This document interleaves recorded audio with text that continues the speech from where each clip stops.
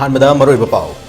Board of Secondary Education Manipur Loba High School Living Certificate Examination result Lautokre. Ratan Kumar Memorial School Kwagatil Haino Kongem Bina. First, second and third position Loin Lokre. Jun Taranipangi Thorom Pangtok Nava Sem Saba Hokre. Manipur Gingam Machet Amafawa Kaibaya Roy Fongdokre.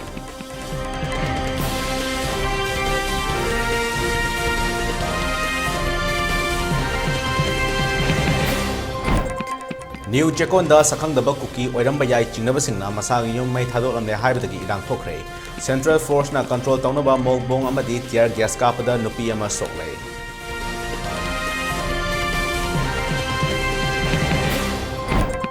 Amadi in Far West Amazon is the law and order the home Bukara Lapatake, District Anesida curfew game, Matam Hayeng Nutil Pung Amafawa Sangokre.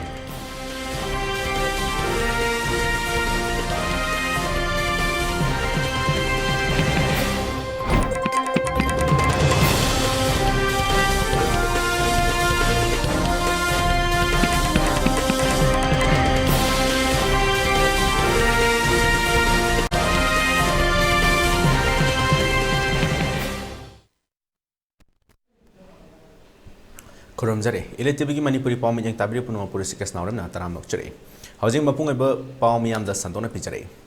Board of Secondary Education Manipur Bosem Naloba HSLC Examination 2023 ke Regional Nasilak Tokre. Asam Batharam Magaloina na Pangtokiba Tharamasida Education Minister T.S. Basanta Su, Director Nandakumar Commissioner Gyan Prakasam the Chairman A. Joy Kumar Susaruyake. Hadaki Asida Kwagatel Haino Kunem Bidaleba Ratan Kumar Memorial School na first, second and third the Puna, Mahiroi Tarukna position Lobangam Cray. First position the school Asige, Yankom Parehanba, second position the school Asige, Mahiroi Ani, Omega Chanu Wankem Amadi, Benas Life Rapam Natakre, Aduga, third position the school Asimake, Mahiroi Ahum, Ophelia Chanu Ngangom, Sansitra Tokso Amadi Silvia Mutum Natake.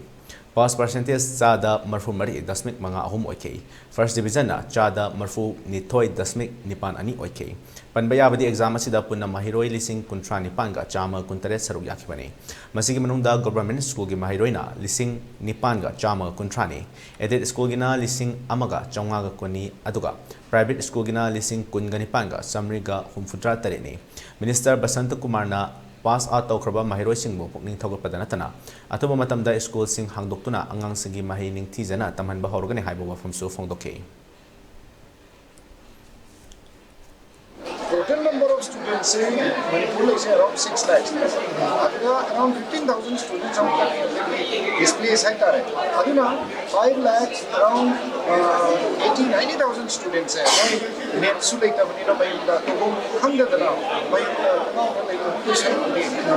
Normalization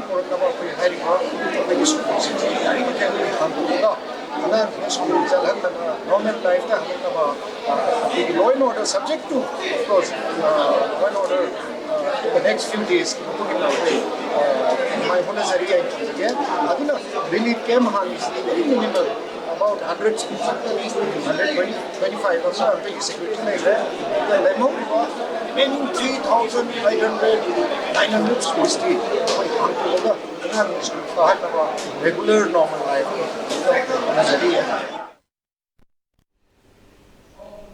Board of Secondary Education Manipur Loba Sahi Asigi Pangtokiba High School Living Certificate Examination 2023 da first position Lorokaba Kwagatel Haino Konem Bidage Yankom Pare Hanbana UPSC exam Thadana IS Winibake Apama Fondurle. A pharmacy Mahana first position Lorokibaga Marilena, ELITETV Akanana Unaba Amada Fondorkibane. Mahakna Masi Yaunabo Honaba Matamda Ka Hena Awabo Ikide. Adamapu first position the Lakani Habi Tazab Dilekide. Masipuna Mag Mahaki School Oza Singh, Makoi Butawa Yauna Larik Tapiba Madi Ningtina, Naksen Biba Adunani Haiba from Fondorke.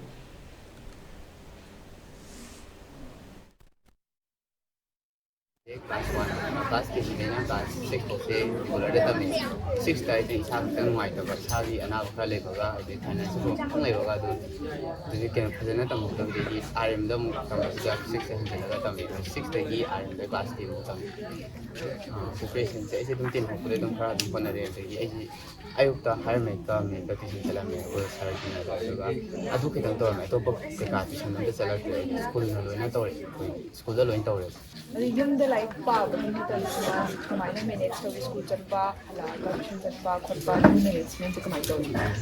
ꯑꯩꯁꯦ ꯑꯌꯥꯝꯕ ꯃꯇꯝꯗꯗꯤ ꯁ꯭ꯀꯨꯜꯗ ꯂꯥꯏꯔꯤꯛꯁꯨ ꯄꯥꯕ ꯑꯗꯨꯃꯥꯏꯅ ꯁꯨꯝ ꯇꯧꯔꯦꯕ ꯑꯩꯅ ꯌꯨꯝꯗ ꯂꯥꯏꯔꯤꯛ ꯄꯥꯏꯁꯦ ꯅꯨꯡꯗꯥꯡꯗ ꯈꯤꯇꯪ ꯄꯥꯏ ꯑꯌꯨꯛꯇꯤ ꯄꯥ ꯉꯝꯗ꯭ꯔꯦ ꯅꯨꯡꯗꯥꯡꯗꯅ ꯑꯌꯥꯝꯕ ꯄꯥꯏ ꯉꯁꯤ ꯁꯨꯃꯥꯏꯅ ꯐꯥꯔꯁ ꯄꯣꯖꯤꯁꯟꯗꯒ ꯌꯥꯎꯔꯛꯄꯁꯦ ꯏꯁꯥꯗ ꯀꯔꯤ ꯐꯥꯎꯏ? ꯌꯥꯝ ꯅꯨꯡꯉꯥꯏꯕꯁꯨ ꯐꯥꯎꯋꯦ ꯑꯗꯒꯤ ꯌꯥꯝ ꯑꯟꯑꯦꯛꯁꯄꯦꯛꯇꯦꯗꯁꯨ ꯌꯥꯝ ꯊꯤꯅ ꯑꯣꯏꯈꯤꯕ ꯑꯩꯉꯣꯟꯗ ꯍꯥꯏꯇꯥꯔꯦ ꯑꯗꯨꯝ ꯍꯔꯥꯎꯕꯅꯁꯨ ꯀꯩꯅꯣ ꯇꯧꯔꯤ ꯏꯁꯥꯁꯦ ꯑꯗꯨꯒ ꯃꯦꯟ ꯀ꯭ꯔꯦꯗꯤꯠꯁꯤꯗꯤ ꯀꯅꯥꯗ ꯄꯤꯒꯦ? ꯃꯦꯟ ꯀ꯭ꯔꯦꯗꯤꯠꯁꯦ ꯑꯩꯈꯣꯏ ꯃꯥꯒ ꯑꯩꯈꯣꯏ ꯕꯥꯒꯗ ꯄꯤꯅꯤꯡꯉꯦ ꯑꯗꯒꯤ ꯑꯩꯕꯨ ꯀꯩꯅꯣ ꯇꯧꯔꯛꯄꯗ ꯑꯩꯈꯣꯏꯒꯤ ꯑꯣꯖꯥꯈꯩꯒ ꯑꯗꯨꯒ ꯑꯩꯈꯣꯏꯒꯤ ꯐꯥꯎꯟꯗꯔꯁꯤꯒ ꯑꯗꯩ ꯁ꯭ꯀꯨꯜ ꯑꯌꯨꯛꯇ ꯇ꯭ꯌꯨꯁꯟ ꯆꯠꯄꯅꯤꯅ ꯅꯨꯡꯗꯥꯡ ꯌꯥꯝ ꯊꯦꯡꯅ ꯄꯥꯏꯔꯝꯗꯦ ꯇ꯭ꯌꯨꯁꯟ ꯂꯣꯏꯈꯤꯕꯗꯅꯗꯤ ꯑꯩ ꯄꯨꯡ 12 ꯐꯥꯎ ꯄꯥꯕꯁꯨ ꯌꯥꯎꯔꯦ ꯑꯗꯩ ꯄꯨꯡ ꯑꯗꯨꯝ ꯊꯨꯅ ꯂꯣꯏꯁꯤꯟꯈ꯭ꯔꯒ ꯄꯨꯡ 9 ꯑꯗꯨꯋꯥꯏꯗꯒ ꯑꯗꯨꯝ ꯂꯣꯏꯁꯤꯟꯕꯁꯨ ꯁ꯭ꯀꯨꯜꯒꯤ ꯇꯥꯏꯃꯤꯡꯁꯤꯅ ꯄꯨꯡ ꯀꯌꯥꯐꯥꯎ? ꯁ꯭ꯀꯨꯜꯒꯤ ꯇꯥꯏꯃꯤꯡꯁꯦ ꯍꯥꯟꯅ ꯇꯧꯔꯝꯃꯤ ꯄꯨꯡ ꯑꯌꯨꯛꯀꯤ ꯄꯨꯡ 8:30 ꯍꯧꯔꯒ ꯅꯨꯡꯗꯥꯡꯒꯤ 6 ꯐꯥꯎ ꯇꯧꯔꯝꯃꯤ ꯅꯨꯡꯗꯥꯡꯗ ꯁ꯭ꯀꯨꯜꯁꯤꯗ ꯑꯗꯒꯤ 8:30 ꯇꯧꯗꯕꯤ ꯈꯔ ꯊꯦꯡꯊꯔ 9:30 ꯍꯧꯔꯀꯥꯟꯗꯅ ꯅꯨꯡꯗꯥꯡꯒꯤ 8:30 ꯐꯥꯎ ꯇꯧꯔꯝꯃꯤ ꯌꯨꯝꯗꯅ ꯂꯥꯏꯔꯤꯛ ꯄꯥꯕ ꯍꯧꯔꯛꯄ ꯄꯨꯡ ꯀꯌꯥꯗ? ꯁ꯭ꯀꯨꯜ ꯍꯜꯂꯛꯑꯒ ꯑꯣꯏꯅ ꯄꯥꯏ ꯍꯦꯛ ꯍꯜꯂꯛꯄꯒ ꯑꯗꯨꯝ ꯍꯜꯂꯛꯄꯒ ꯆꯥꯛ ꯀꯩꯀꯥ ꯆꯥꯊꯣꯛꯑꯒ ꯈꯤꯇꯪ ꯔꯦꯁ ꯇꯧꯔꯒ ꯑꯗꯨꯝ ꯄꯥꯏ ꯑꯗꯣ ꯇꯨꯡꯗ ꯀꯔꯤ ꯑꯣꯏꯔꯛꯀꯦ ꯍꯥꯏꯅꯗꯤ ꯈꯟꯕꯤ? ꯑꯩꯁꯦ ꯇꯨꯡꯗ IAS UPSC ꯊꯥꯒꯦꯅꯁꯨ ꯈꯜꯂꯦ ꯑꯗꯨꯒ ꯑꯗꯨ ꯇꯧꯔꯤꯉꯩ ꯃꯔꯛꯇꯨꯗ ꯍꯥꯏꯇꯥꯔꯦ ꯑꯩ ꯅꯤꯠꯁꯨ ꯇꯧꯍꯧꯒꯦꯅ ꯑꯃꯔꯣꯝꯗ ꯃꯍꯥꯛꯀꯤ ꯑꯄꯣꯛꯄ ꯌꯦꯡꯈꯣꯝ ꯁꯨꯔꯀꯨꯃꯥ ꯑꯃꯗꯤ ꯑꯄꯣꯛꯄꯤ ꯌꯦꯡꯈꯣꯝ ꯔꯦꯅꯨꯅ ꯐꯣꯡꯗꯣꯔꯛꯄꯗ ꯄꯔꯦꯍꯟꯕ ꯄꯤꯛꯂꯤꯉꯩꯗꯒꯤ ꯍꯧꯅ ꯂꯥꯏꯔꯤꯛꯇ ꯊꯋꯥꯏ ꯌꯥꯎꯅ ꯍꯧꯔꯛꯏ ꯑꯗꯨꯃꯛꯄꯨ ꯏꯃꯨꯡꯒꯤ ꯂꯩꯇ ꯂꯥꯏꯔꯕꯅ ꯃꯔꯝ ꯑꯣꯏꯗꯨꯅ ꯇ꯭ꯌꯨꯁꯟ ꯅꯤꯡꯊꯤꯅ ꯊꯥꯕ ꯉꯝꯈꯤꯗꯦ ꯑꯗꯨꯕꯨ ꯃꯍꯥꯛꯀꯤ ꯁ꯭ꯀꯨꯜꯅ ꯍꯣꯠꯅꯕꯤꯗꯨꯅ ꯃꯍꯥꯛꯀꯤ ꯃꯆꯥꯕꯨ ꯃꯀꯣꯛ ꯊꯣꯡꯍꯟꯕꯤꯕ ꯑꯁꯤꯒꯤꯗꯃꯛ ꯁ꯭ꯀꯨꯜ ꯑꯁꯤꯒꯤ ꯄ꯭ꯔꯤꯟꯁꯤꯄꯥꯜ ꯌꯥꯎꯅ ꯑꯣꯖꯥꯁꯤꯡꯕꯨ ꯊꯥꯒꯠꯄ ꯐꯣꯡꯗꯣꯔꯛꯈꯤ ꯑꯩꯈꯣꯏꯅꯁꯨ ꯀꯌꯥꯗꯤ ꯑꯩꯈꯣꯏꯁꯨ ꯈꯤꯇꯪ ꯏꯃꯨꯡꯒꯤ ꯑꯩꯈꯣꯏꯅ ꯁꯦꯟꯊꯣꯛ ꯂꯝꯕꯤ ꯈꯔ ꯋꯥꯠꯄꯅꯤꯅ ꯑꯩꯈꯣꯏ ꯏꯃꯨꯡ ꯄ꯭ꯔꯣꯕ꯭ꯂꯦꯝ ꯃꯇꯝꯁꯤ ꯑꯣꯏꯕꯅꯤꯅ ꯑꯩꯈꯣꯏꯒꯤ ꯇꯨꯏꯁꯟꯁꯤ ꯃꯑꯣꯡꯗ ꯊꯥꯕ ꯀꯩꯅꯣ ꯇꯧꯕꯗꯤ ꯉꯝꯗ꯭ꯔꯦ ꯑꯗꯨꯒ ꯃꯥꯅ ꯂꯥꯏꯔꯤꯛꯇ ꯊꯋꯥꯏ ꯌꯥꯎꯕꯁꯦ ꯁꯤꯒꯤ ꯑꯣꯏꯅꯗꯤ ꯑꯩꯈꯣꯏꯅ ꯀ꯭ꯂꯥꯁ ꯍꯟꯗꯛꯀꯤ 10ꯁꯦ ꯁꯤꯗꯗꯤ ꯑꯩꯈꯣꯏ ꯃꯥꯅ ꯑꯉꯝꯕ ꯊꯕꯛ ꯏꯪꯈꯥꯡ ꯇꯧꯔꯒ ꯁꯨꯗꯅ ꯈꯣꯠꯇꯅ ꯇꯧꯔꯒ ꯃꯥꯒꯤ ꯋꯥꯠꯇꯅꯕꯗꯤ ꯑꯗꯨꯝ ꯑꯩꯈꯣꯏꯅ ꯑꯉꯝꯕ ꯎꯄꯥꯏ ꯇꯧꯔꯒ ꯏꯜꯂꯦ ꯑꯗꯩ ꯃꯅꯤ ꯌꯥꯝꯅꯁꯨ ꯌꯥꯝ ꯃꯇꯦꯡ ꯄꯥꯡꯉꯤ ꯃꯅꯤ ꯁꯤꯡꯉꯩꯗ ꯃꯌꯨꯝ ꯄꯥꯟꯕꯤ ꯑꯩꯒꯤ ꯍꯦꯛ ꯊꯪꯅꯕ ꯏꯈꯥꯗ ꯃꯥꯅꯁꯨ ꯃꯥꯒꯤ ꯑꯋꯥꯠ ꯑꯄꯥꯗꯗꯤ ꯌꯥꯝ ꯃꯇꯝꯗ ꯅꯨꯡꯉꯥꯏꯕ ꯍꯥꯏꯇꯥꯔꯦ ꯑꯗꯨꯒ ꯃꯃꯥꯁꯤꯅ ꯊꯕꯛ ꯏꯪꯈꯥꯡ ꯀꯩꯅꯣ ꯇꯧꯔꯒ ꯁꯨꯅꯕ ꯇꯧꯔꯒ ꯃꯥꯒꯤ ꯋꯥꯠꯇꯅꯕꯗꯤ ꯇꯧꯔꯦ 10ꯁꯤꯗꯗꯤ ꯁ꯭ꯀꯨꯜꯅ ꯑꯌꯥꯝꯕ ꯂꯣꯏꯅ ꯍꯣꯠꯅꯔꯦ ꯍꯥꯏꯇꯥꯔꯦ ꯍꯥꯏꯗꯤ ꯑꯦꯛꯁꯇ꯭ꯔꯥ ꯀ꯭ꯂꯥꯁꯁꯦ ꯑꯌꯨꯛ ꯃꯥꯅ ꯄꯨꯡ 8:30 ꯆꯠꯈ꯭ꯔꯒ ꯅꯨꯡꯗꯥꯡꯒꯤ ꯄꯨꯡ 8:35 ꯍꯜꯂꯛꯀꯗꯣꯏꯁꯦ ꯑꯗꯨꯅ ꯑꯗꯨꯝ ꯗꯦ ꯇꯥꯏꯝꯁꯦ ꯑꯗꯨꯝ ꯀꯩꯅꯣꯗ ꯁ꯭ꯀꯨꯜꯗ ꯂꯩꯈ꯭ꯔꯕꯅꯦꯕ ꯑꯗꯨꯒ ꯍꯜꯂꯛꯑꯒ ꯃꯥꯅ ꯄꯨꯡ ꯉꯥꯏꯍꯥꯛ ꯆꯥꯛ ꯏꯁꯤꯡ ꯆꯥꯛ ꯉꯥꯏꯍꯥꯛ ꯄꯣꯊꯥꯔꯒ ꯑꯗꯩ ꯄꯨꯡ ꯅꯨꯡꯗꯥꯡꯒꯤ ꯄꯨꯡ 10-11 ꯐꯥꯎꯕ ꯑꯗꯨꯝ ꯄꯥꯕ ꯌꯥꯎꯋꯦ ꯃꯁꯤ ꯑꯌꯥꯝꯕꯅ ꯁꯦꯡꯅ ꯍꯥꯏꯔꯗꯤ ꯑꯩꯅ ꯍꯣꯠꯅꯒꯗꯧꯁꯦ ꯑꯩ ꯍꯣꯠꯅꯗ꯭ꯔꯦ ꯁꯦꯡꯅ ꯑꯩꯗꯤ ꯅꯣꯡꯉꯥꯟꯕꯒ ꯆꯠꯄꯅꯤꯅ ꯅꯣꯡꯉꯥꯟꯕꯒ ꯄꯨꯡ 5-5:30 ꯑꯩꯒꯤ ꯊꯕꯛ ꯌꯥꯗꯕꯅꯤꯅꯆꯠꯂꯝ ꯑꯩꯅ ꯂꯩꯕ ꯀꯥꯟꯗꯗꯤ ꯌꯨꯝꯗ ꯂꯩꯀꯥꯟꯗꯕꯨꯗꯤ ꯑꯗꯨꯝ ꯍꯣꯠꯅꯕꯤ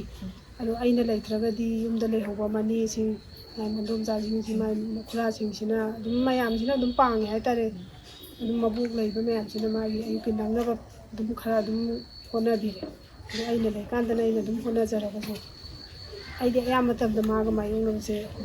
ꯐꯪꯗ꯭ꯔꯦ ꯅꯣꯡꯉꯥꯟꯕꯒ ꯁꯨꯕ ꯆꯠꯂꯅꯤ ꯅꯨꯃꯤꯠ ꯇꯥꯔꯒ ꯍꯜꯂꯛꯄ ꯌꯥꯎꯏ ꯅꯨꯡꯗꯥꯡ 12ꯗ ꯍꯜꯂꯛꯄꯁꯨ ꯌꯥꯎꯏ ꯊꯕꯛꯇꯨꯒꯤ ꯃꯈꯥ ꯄꯣꯜꯂꯦ ꯑꯗꯨꯝ ꯃꯌꯥꯝꯁꯤꯅ ꯑꯗꯨꯝ ꯃꯇꯦꯡ ꯄꯥꯡꯕꯤꯕ ꯑꯗꯨꯗꯤ ꯑꯅꯝꯕꯅ ꯍꯣꯠꯅꯔꯤꯁꯦ ꯄꯥꯔꯩꯅ ꯍꯣꯠꯅꯖꯕꯒꯤ ꯃꯥꯅꯦ ꯃꯈꯥ ꯄꯣꯜꯂꯦꯕ ꯑꯗꯨꯗꯤ ꯑꯗꯨꯗ ꯃꯃꯥ ꯀꯔꯤ ꯐꯥꯎꯕꯤꯒꯦ ꯏꯆꯥꯅ ꯁꯨꯃꯥꯏꯅ ꯐꯥꯔꯁ ꯄꯣꯖꯤꯁꯟꯒ ꯂꯥꯛꯄꯁꯤꯗ ꯍꯥꯏꯗꯤ ꯁ꯭ꯀꯨꯜꯗꯨꯒꯤ ꯃꯇꯥꯡꯗꯁꯨ ꯍꯥꯏꯐꯦꯠꯇꯪ ꯍꯥꯏꯕꯤꯌꯨꯅꯦ ꯍꯥꯏꯐꯝ ꯈꯪꯗꯦ ꯅꯨꯡꯉꯥꯏꯕꯩ ꯍꯥꯏꯔꯗꯤ ꯀꯩꯒꯤꯅꯣꯗ ꯑꯩꯈꯣꯏꯅ ꯅꯍꯥꯟꯒꯩ ꯋꯥꯔꯛꯑꯒꯁꯨ ꯃꯌꯥꯝꯁꯤꯅ ꯋꯥꯕꯤꯔꯛꯄ ꯃꯌꯥꯝꯗꯣ ꯉꯁꯤꯗꯤ ꯀꯩꯝ ꯋꯥꯕ ꯀꯥꯟꯗ ꯂꯣꯏ ꯀꯥꯎꯈ꯭ꯔꯦ ꯏꯆꯥꯅ ꯁꯨꯃꯥꯏꯅ ꯇꯧꯔꯛꯄꯁꯦ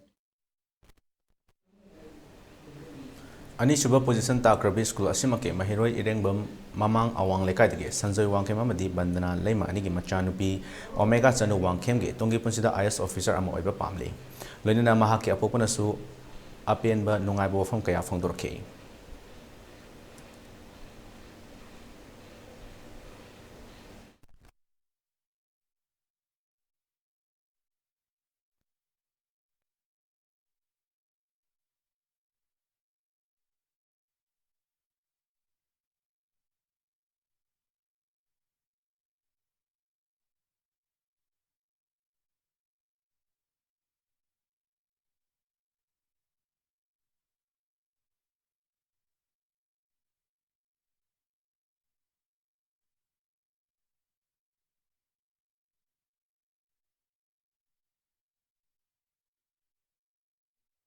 ꯑꯩꯅ ꯑꯦꯛꯖꯥꯝꯁꯤ ꯊꯥꯅꯕꯗ ꯍꯣꯠꯅꯈꯤꯕ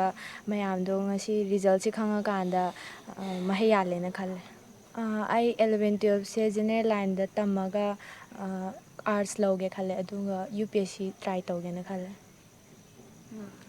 ꯑꯩ ꯐꯥꯔꯁꯇꯃꯛ ꯂꯥꯛꯀꯅꯤꯅ ꯗꯥꯏꯔꯦꯛ ꯑꯦꯝꯗꯤ ꯇꯧꯖꯗꯦ, ꯑꯗꯨꯕꯨ 1 to 5 ꯃꯅꯨꯡ ꯆꯜꯂꯛꯀꯅꯤꯗꯤ ꯈꯟꯖꯩ꯫ ꯏꯃꯥ ꯏꯄꯥꯒꯤ ꯔꯣꯜꯗꯤ ꯌꯥꯝ ꯆꯥꯎꯋꯦ, ꯑꯩꯅ ꯍꯥꯏꯔꯤꯈꯩꯁꯨ ꯂꯣꯏꯕ ꯅꯥꯏꯔꯔꯣꯏ꯫ ꯍꯥꯏꯗꯤ ꯑꯩꯅ ꯁꯤꯒꯤ ꯐꯤꯕꯝꯁꯤ ꯌꯧꯕ ꯉꯝꯖꯔꯛꯏꯁꯦ ꯏꯃꯥꯒ ꯏꯄꯥꯒꯅ ꯑꯗꯒꯤ ꯑꯩꯒ ꯂꯩꯃꯤꯟꯅꯔꯤꯕ ꯐꯦꯃꯤꯂꯤꯁꯤꯡꯅ ꯁꯞꯄꯣꯔꯠ ꯐꯖꯅ ꯇꯧꯕꯤꯕꯗꯒꯤꯅꯦ ꯈꯜꯂꯦ꯫ ꯁꯦꯀꯦꯟ ꯄꯣꯖꯤꯁꯟ ꯇꯥꯕ ꯉꯝꯖꯔꯤꯁꯦ ꯑꯩꯈꯣꯏꯒꯤ ꯁ꯭ꯀꯨꯜ RM ꯁ꯭ꯀꯨꯜꯒꯤ ꯑꯣꯖꯥꯁꯤꯡ, ꯑꯗꯒꯤ ꯑꯩꯅ ꯄꯤꯛꯂꯤꯀꯥꯟꯗꯒꯤ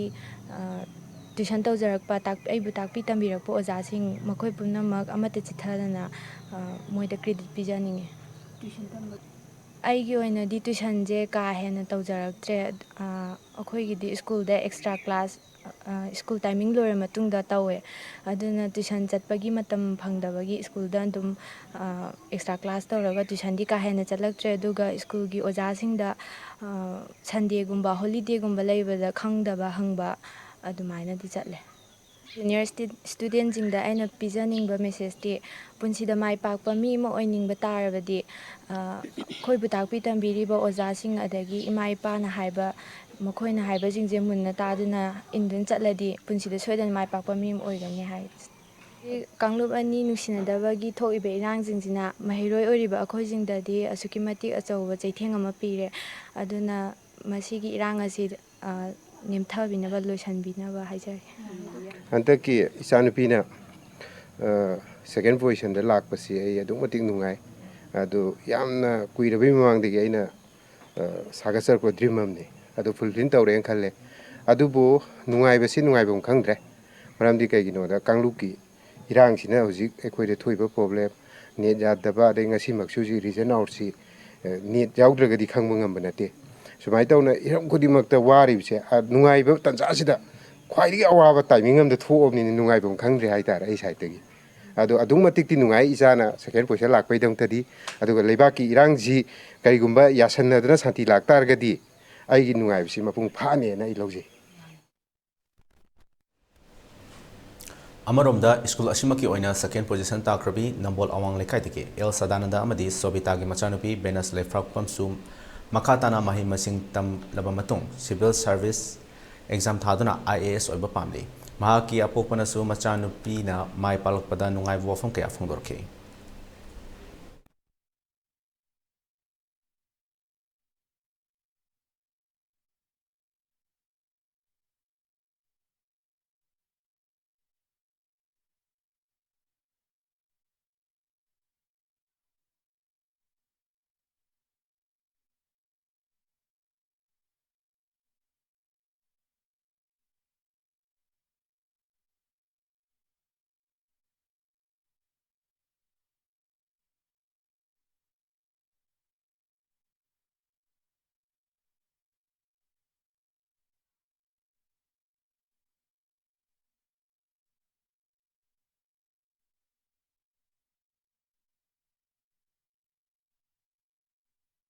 ꯇ꯭ꯋꯤꯁꯟꯁꯦ ꯁꯥꯔ ꯍꯤꯂꯔꯤꯅ ꯀꯌꯥ ꯄꯥꯝꯗꯕ ꯑꯣꯏ, ꯑꯗꯣ ꯇ꯭ꯋꯤꯁꯟꯗꯤ ꯑꯗꯨꯝ ꯑꯩ ꯈꯔ ꯆꯠꯂꯛꯑꯦ꯫ ꯑꯗꯨꯒ ꯑꯩꯁꯦ ꯇ꯭ꯋꯤꯁꯟ ꯆꯠꯄꯁꯦ ꯁ꯭ꯀꯨꯜꯒꯤ ꯑꯣꯖꯥꯗ ꯉꯥꯛꯇ ꯆꯠꯂꯛꯑꯦ, ꯑꯗꯨꯒ ꯒꯦꯁ ꯇꯤꯆꯔꯒ ꯍꯣꯠꯅꯖꯈꯤꯕ ꯆꯍꯤ ꯆꯨꯞꯄ ꯋꯥꯅ ꯍꯣꯠꯅꯖꯈꯤꯕꯗꯣ ꯃꯍꯩ ꯌꯥꯜꯂꯦ ꯈꯜꯂꯒ ꯌꯥꯝꯅ ꯍꯔꯥꯎꯖꯩ꯫ ꯑꯩ ꯃꯁꯤꯒꯤ ꯀ꯭ꯔꯦꯗꯤꯠꯁꯦ ꯑꯍꯥꯟꯕꯗ ꯏꯃꯥ ꯕꯕꯥꯗ ꯑꯃꯁꯨꯡ ꯑꯩꯒꯤ ꯏꯆꯦꯁꯤꯡꯗ ꯄꯤꯅꯤꯡꯉꯦ꯫ ꯑꯩꯅ ꯊꯕꯛ ꯑꯃ ꯇꯧꯒꯦ ꯈꯣꯠꯀꯦ, ꯇ꯭ꯋꯤꯁꯟ ꯆꯠꯀꯦ, ꯃꯇꯦꯡ ꯄꯥꯡꯕꯤꯌꯣ, ꯊꯤꯟꯗꯣꯛ ꯊꯤꯟꯖꯤꯟ ꯇꯧꯕꯤꯌꯣ ꯍꯥꯏꯕ ꯃꯇꯝꯗ ꯑꯩꯉꯣꯟꯗ ꯁꯞꯄꯣꯔꯠ ꯄꯤꯕꯤꯈꯤꯕꯒꯤꯗꯃꯛꯇ꯫ ꯑꯗꯨꯒ ꯑꯅꯤꯁꯨꯕꯗꯅ ꯑꯩꯈꯣꯏ ꯁ꯭ꯀꯨꯜꯒꯤ ꯅꯟ ꯁ꯭ꯇꯥꯐ ꯃꯦꯝꯕꯔꯁ ꯐꯥꯎꯕ ꯌꯥꯎꯅ ꯁ꯭ꯇꯥꯐ ꯃꯦꯝꯕꯔꯁꯀ ꯄꯨꯝꯅꯃꯛꯄꯨ ꯑꯩꯅ ꯊꯥꯒꯠꯆꯕ ꯐꯣꯡꯗꯣꯛꯆꯔꯤ꯫ ꯑꯗꯨꯀꯥꯟꯗ ꯂꯣꯏꯅꯅ ꯑꯩꯈꯣꯏꯒꯤ ꯁꯥꯔ ꯐꯥꯎꯟꯗꯔ ꯑꯃꯁꯨꯡ ꯃꯦꯗꯥꯝ ꯄ꯭ꯔꯤꯟꯁꯤꯄꯜꯕꯨ ꯑꯩꯅ ꯌꯥꯝꯅ ꯊꯥꯒꯠꯆꯩ, ꯃꯈꯣꯏꯅ ꯑꯩꯈꯣꯏꯒꯤꯗꯃꯛꯇ ꯍꯣꯠꯅꯕꯤꯈꯤꯕ ꯃꯌꯥꯝꯗꯨꯒꯤꯗꯃꯛꯇ꯫ 11, 12ꯗ ꯁꯥꯏꯟꯁ ꯂꯧꯔꯀꯥꯟꯗ ꯃꯊꯪꯗ ꯑꯥꯔꯠꯁ ꯑꯣꯟꯊꯒꯦꯅ ꯈꯜꯂꯤ, ꯁꯤꯚꯤꯜ ꯁꯥꯔꯚꯤꯁꯇ ꯆꯪꯒꯦꯅ ꯈꯜꯂꯤ꯫ ꯁꯨꯝ ꯏꯆꯝ ꯆꯝꯅ ꯑꯩ ꯏꯟꯗꯤꯌꯟ ꯒꯚꯔꯟꯃꯦꯟꯒꯤ ꯑꯦꯗꯃꯤꯅꯤꯁꯇ꯭ꯔꯦꯁꯟꯗ ꯆꯪꯕꯒꯤ ꯀꯣꯚꯤꯗꯅꯗꯤ ꯇꯁꯦꯡꯅ ꯍꯥꯏꯔꯗꯤ ꯌꯥꯝꯅꯗꯤ ꯑꯦꯐꯦꯛ ꯇꯧꯈ꯭ꯔꯦ꯫ ꯍꯥꯏꯗꯤ ꯑꯩꯅ ꯈꯪꯅꯤꯡꯕ ꯃꯇꯥꯡꯗ ꯍꯥꯏꯇꯥꯔꯦ ꯍꯦꯛ ꯇꯥꯟꯖꯥ ꯆꯥꯈꯤꯕ꯫ ꯀ꯭ꯂꯥꯁ 9ꯗ ꯌꯥꯝꯅ ꯆꯥꯎꯅ ꯏꯐꯦꯛ ꯑꯃ ꯄꯤꯈꯤ꯫ ꯑꯗꯣ ꯍꯟꯖꯤꯟꯕꯁꯨ ꯌꯥꯕꯨꯗꯤ, ꯑꯗꯣ ꯃꯈꯥ ꯇꯥꯔꯤ ꯃꯤꯁꯤꯡꯗ ꯁꯤꯒꯨꯝꯕ ꯄꯦꯟꯗꯦꯃꯤꯛ ꯑꯃ ꯂꯥꯛꯑꯒꯗꯤ ꯑꯩꯒꯤꯗꯤ ꯍꯣꯠꯅꯕ ꯉꯝꯍꯧꯗ꯭ꯔꯕꯅ ꯃꯈꯣꯏꯗꯤ ꯍꯣꯠꯅꯅꯕ ꯏꯔꯥꯡꯁꯤꯅ ꯃꯔꯝ ꯑꯣꯏꯔꯒ ꯑꯩꯈꯣꯏ ꯁ꯭ꯀꯨꯜ ꯀꯥꯕ ꯈꯣꯠꯄꯗꯤ ꯂꯣꯏ ꯂꯦꯞ ꯂꯩꯔꯦ ꯑꯗꯨ ꯁ꯭ꯀꯨꯜ ꯀꯥꯕꯁꯤ ꯂꯦꯞꯄꯕꯅꯤꯅ ꯂꯥꯏꯔꯤꯛ ꯇꯧꯕꯗꯤ ꯂꯦꯞꯄ ꯂꯩꯇꯅ ꯑꯗꯨꯝ ꯃꯣꯏ ꯍꯣꯠꯅꯍꯟꯅꯤꯡꯉꯤ ꯑꯁꯦꯡꯀꯤ ꯌꯥꯝꯅ ꯋꯥꯏ ꯍꯥꯏꯗꯤ ꯑꯩꯈꯣꯏꯅ ꯃꯈꯥ ꯇꯥꯕꯗ ꯇꯝꯅꯤꯡꯉꯤꯕ ꯄꯣꯠꯁꯦ ꯆꯍꯤ ꯃꯥꯡꯈꯤꯗ꯭ꯔꯅ ꯑꯩꯈꯣꯏ ꯍꯧꯖꯤꯛ ꯃꯈꯥ ꯇꯥꯅ ꯁ꯭ꯀꯨल ꯇꯝꯊꯕ ꯌꯥꯗ꯭ꯔꯦ ꯑꯗꯨꯝ ꯇꯝꯊꯗꯕꯤꯗ ꯏꯔꯥꯡꯁꯦ ꯁꯨꯝ ꯂꯩꯔꯒꯗꯤ ꯁ꯭ꯀꯨꯜꯁꯦ ꯀ꯭ꯂꯥꯁ ꯀꯥꯟꯈ꯭ꯔꯅꯤꯕ ꯑꯗꯣ ꯀ꯭ꯂꯥꯁ ꯑꯃ ꯀꯥꯟꯈꯤꯕ ꯍꯥꯏꯁꯦ ꯑꯩꯈꯣꯏꯗ ꯌꯥꯝ ꯃꯥꯡꯖꯕ ꯑꯃ ꯑꯣꯏ ꯍꯥꯏꯗꯤ ꯇꯨꯡꯒꯤ ꯄꯨꯟꯁꯤꯗ ꯀꯥꯟꯅꯔꯛꯀꯗꯕ ꯍꯧꯖꯤꯛ ꯇꯝꯕꯁꯤꯡꯁꯦ ꯈꯪꯍꯧꯗ꯭ꯔꯒꯗꯤ ꯇꯨꯡꯗ ꯃꯇꯤꯛ ꯆꯥꯕ ꯃꯤꯁꯛ ꯑꯃ ꯑꯣꯏꯕ ꯉꯝꯃꯣꯏꯕ ꯑꯗꯒꯤ ꯈꯤꯇꯪ ꯅꯦꯝꯅꯗꯤ ꯈꯜꯂꯤ ꯑꯗꯨꯒ ꯁꯤꯅ ꯍꯦꯟꯅ ꯂꯥꯛꯄꯁꯤꯗ ꯑꯩ ꯌꯥꯝꯅ ꯍꯔꯥꯎꯖꯩ ꯑꯩꯅ ꯑꯦꯛꯁꯄꯦꯛ ꯇꯧꯔꯕꯗꯤ ꯍꯦꯟꯅ ꯂꯥꯛꯑꯦ ꯏꯔꯥꯡꯁꯤꯗ ꯂꯨꯞ ꯈꯣꯠꯇꯅ ꯂꯩꯇꯕꯤꯗ ꯃꯣꯏꯅ ꯂꯥꯏꯔꯤꯛ ꯇꯧꯕ ꯃꯇꯝꯗꯅ ꯃꯕꯨꯛꯅꯤꯡ ꯆꯪꯅ ꯇꯧꯕ ꯑꯇꯩ ꯋꯥꯈꯜ ꯆꯣꯏꯊꯣꯛꯇꯕ ꯑꯗꯨꯒ ꯂꯥꯡ ꯃꯇꯝꯗꯁꯨ ꯂꯥꯡꯕ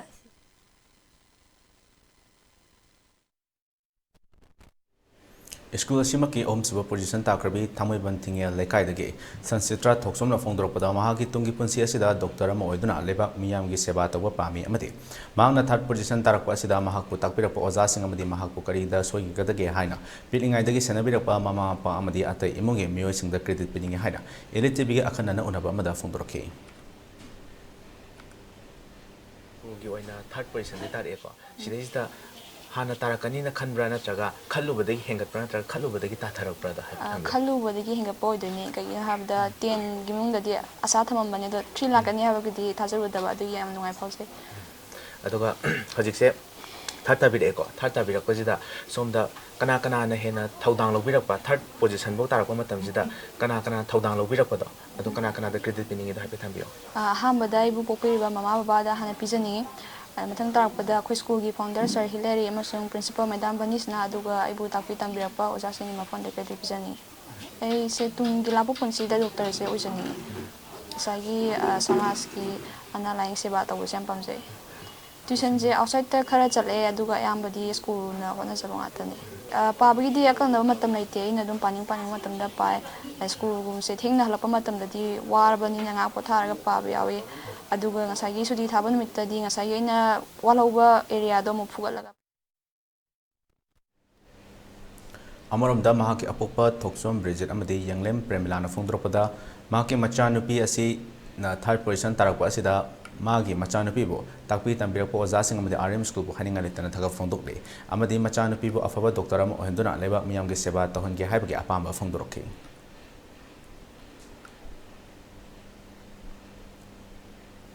पाबुंग दलाक सनिंगिजना इसानुपीना सुमाय थर्ड पोजिशन तारकपसिदा पाबुंगे थमोइदा करी फावइदा अदुम तक थमियो ꯌꯥꯝ ꯅꯨꯡꯉꯥꯏꯕ ꯐꯥꯎꯖꯩ ꯍꯥꯏꯗꯤ ꯑꯗꯨꯝ ꯃꯥꯏ ꯂꯥꯛꯇꯤ ꯂꯥꯛꯀꯅꯤ ꯈꯜꯂꯒ ꯑꯗꯨꯝ ꯊꯥꯔꯠꯁꯤꯗꯤ ꯌꯥꯝ ꯑꯦꯛꯁꯄꯦꯛ ꯇꯧꯔꯨꯗꯦ ꯑꯗꯨꯕꯨ ꯊꯥꯔꯠꯇ ꯂꯥꯛꯄꯁꯤꯗꯤ ꯑꯗꯨꯝ ꯌꯥꯝ ꯅꯨꯡꯉꯥꯏꯕ ꯐꯥꯎꯖꯩ ꯍꯣꯏ ꯃꯣꯏ ꯃꯆꯤꯟ ꯃꯅꯥꯎ ꯑꯍꯨꯝꯅꯤꯀꯣ ꯃꯥꯅ ꯌꯥꯏꯃꯅꯤ ꯑꯗꯣ ꯃꯉꯣꯟꯗ ꯍꯥꯏꯁꯦ ꯃꯥꯒꯤ ꯂꯥꯏꯔꯤꯛ ꯄꯥꯕꯒꯤ ꯍꯩꯅꯕꯤꯁꯦ ꯑꯁꯤꯗꯤ ꯑꯩꯅ ꯍꯥꯏꯕꯗꯤ ꯑꯗꯨꯛꯀꯤ ꯃꯇꯤꯛ ꯑꯩꯅ ꯏꯆꯥ ꯊꯥꯒꯠꯂꯦ ꯍꯥꯏꯔꯛꯀꯅꯦꯕ ꯃꯉꯣꯟꯗ ꯉꯥꯡꯅꯅꯤꯡꯉꯥꯏ ꯂꯩꯇꯦ ꯂꯥꯏꯔꯤꯛ ꯄꯥꯕ ꯍꯥꯏꯁꯦ ꯃꯥꯏ ꯍꯣꯕꯤꯅꯦꯕ ꯑꯗꯣ ꯑꯩꯅ ꯍꯥꯏꯌꯦ ꯅꯪ ꯂꯥꯏꯔꯤꯛ ꯄꯥꯕꯁꯤ ꯍꯦꯟꯃꯟꯗ꯭ꯔꯥ ꯍꯥꯏꯕ ꯃꯇꯝꯗ ꯑꯃ ꯍꯣꯕꯤ ꯑꯄꯥꯝꯕ ꯍꯥꯏꯕꯁꯤꯗꯤ ꯑꯄꯥꯝꯕꯁꯤꯗꯤ ꯋꯥꯕ ꯂꯩꯇꯕꯅꯤ ꯍꯥꯏꯕ ꯑꯁꯤ ꯑꯩꯅ ꯋꯥꯈꯜꯗ ꯈꯪꯉꯦ ꯑꯣ ꯃꯥ ꯂꯥꯏꯔꯤꯛ ꯄꯥꯕ ꯍꯥꯏꯕꯁꯦ ꯃꯥꯒꯤ ꯑꯄꯥꯝꯕ ꯑꯣꯏꯔꯦ ꯍꯥꯏꯕꯁꯦ ꯑꯩꯅ ꯑꯗꯨꯗ ꯃꯥꯒꯤ ꯑꯟꯁꯔꯗꯨꯗ ꯑꯩꯅ ꯈꯪꯕ ꯉꯝꯈꯤꯕ ꯄꯥꯕ ꯍꯥꯏꯕꯁꯦ ꯃꯥꯒꯤ ꯑꯗꯨꯝ ꯑꯄꯥꯝꯕ ꯑꯣꯏꯔꯦ ꯍꯥꯏꯕ ꯇ꯭ꯌꯨꯁꯟ ꯌꯥꯝꯅ ꯆꯠꯂꯒ ꯂꯥꯏꯔꯤꯛ ꯌꯥꯝ ꯍꯩꯅꯤ ꯍꯥꯏꯕꯒꯤ ꯁꯤꯗꯤ ꯑꯩꯗꯤ ꯄꯥꯝꯗꯦꯀꯣ ꯍꯣꯏ ꯇ꯭ꯌꯨꯁꯟꯗꯤ ꯆꯠꯇꯕꯗꯤ ꯌꯥꯗꯦ ꯃꯔꯝꯗꯤ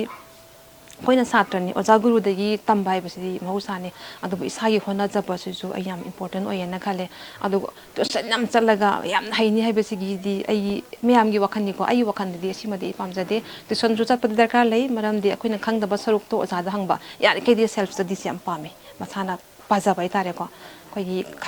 ꯈꯪꯗꯕꯁꯨ ꯈꯪꯅꯕ ꯍꯣꯠꯅꯕ ꯑꯗꯩ ꯈꯪꯗ꯭ꯔꯀꯥꯟꯗꯅ ꯑꯩꯈꯣꯏꯒꯤ ꯑꯣꯖꯥꯁꯤꯗ ꯇꯥꯟꯅꯔꯒ ꯁꯥꯔ ꯑꯩ ꯁꯤꯃ ꯈꯪꯗꯦ ꯀꯃꯥꯏꯅ ꯇꯧꯕ ꯈꯣꯠꯄ ꯍꯥꯏꯕꯁꯦ ꯁꯤꯃꯁꯦ ꯑꯩꯅ ꯄꯥꯝꯃꯤ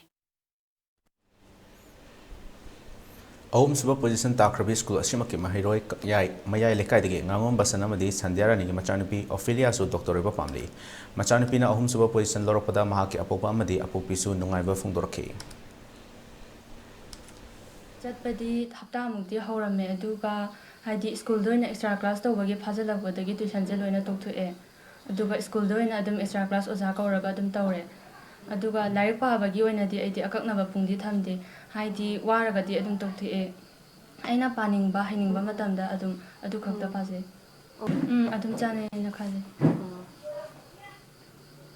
ꯑꯩꯕꯨ ꯇꯥꯛꯄꯤ ꯇꯝꯕꯤꯔꯛꯄ ꯑꯩꯒꯤ ꯑꯣꯖꯥꯁꯤꯡ ꯁꯥꯔ ꯐꯥꯎꯟꯗꯔ ꯑꯃꯗꯤ ꯃꯦꯗꯥꯝ ꯄ꯭ꯔꯤꯟꯁꯤꯄꯥꯜ ꯑꯗꯨꯒ ꯑꯩꯒꯤ ꯑꯣꯖꯥꯁꯤꯡꯒꯤ ꯃꯅꯥꯛꯄꯨ ꯌꯧꯍꯟꯕꯤꯔꯤꯕ ꯑꯩꯒꯤ ꯏꯃꯥ ꯏꯄꯥꯗꯨꯁꯨ ꯄꯤꯖꯅꯤꯡꯉꯦ ꯃꯈꯣꯏꯁꯤꯡꯗ ꯑꯩ ꯁꯥꯏꯟꯁ ꯁ꯭ꯇ꯭ꯔꯤꯝꯗ ꯆꯠꯆꯒꯦ ꯈꯜꯂꯤ ꯒ꯭ꯔꯦꯖꯨꯑꯦꯁꯟꯗꯤ ꯃꯦꯗꯤꯀꯦꯜ ꯂꯥꯏꯟꯗ ꯆꯪꯉꯒ ꯗꯣꯛꯇꯔ ꯑꯣꯏꯒꯦꯅ ꯈꯜꯂꯤ ꯑꯩꯈꯣꯏꯁꯦ ꯀꯣꯔꯣꯅꯥꯗꯒꯤ ꯑꯃꯨꯛ ꯑꯩꯁꯦ ꯑꯩꯈꯣꯏꯒꯤ ꯕꯦꯁꯁꯦ ꯍꯥꯏꯇꯥꯔꯦ ꯀ꯭ꯂꯥꯁ 8ꯀ 9ꯒꯁꯨ ꯇꯝꯍꯧꯗꯕꯤꯗ 10ꯁꯦ ꯀꯥꯔꯒ 10ꯁꯦ ꯊꯥꯕꯅꯦꯕ ꯑꯗꯨꯗꯨꯅ ꯍꯥꯏꯗꯤ ꯐꯥꯎꯟꯗꯦꯁꯟ ꯌꯥꯎꯍꯧꯗꯕꯒꯤ ꯌꯥꯝꯅ ꯋꯥꯕꯗꯣ ꯑꯣꯏꯈꯤꯌꯦ ꯑꯗꯨꯅ ꯍꯧꯖꯤꯛꯁꯨ ꯑꯃꯨꯛ 11ꯁꯦ ꯃꯤ ꯃꯌꯥꯝꯅꯗꯤ ꯂꯨꯏꯌꯦꯅ ꯍꯥꯏꯅꯩꯌꯦ 11ꯒ 12ꯀꯁꯦ 11 ꯍꯦꯟꯅ ꯂꯨꯏꯌꯦꯅ ꯑꯗꯣ ꯁꯤꯁꯨ ꯑꯃꯨꯛ ꯃꯇꯦꯛ ꯃꯇꯦꯛ ꯇꯝꯕ ꯍꯧꯔꯒ ꯇꯨꯏꯁꯟ ꯆꯠꯄ ꯍꯧꯔꯁꯨ ꯑꯗꯨꯝ ꯍꯥꯏꯗꯤ ꯐ꯭ꯂꯣ ꯅꯥꯏꯅ ꯆꯠꯇꯕꯁꯦ ꯌꯥꯝꯅ ꯅꯨꯡꯉꯥꯏꯇꯦ ꯁꯤꯁꯦ ꯑꯗꯣ ꯂꯥꯟꯁꯦ ꯇꯧꯕꯁꯦ ꯌꯥꯝ ꯊꯨꯅ ꯂꯣꯏꯁꯤꯟꯍꯟꯅꯤꯡꯉꯦ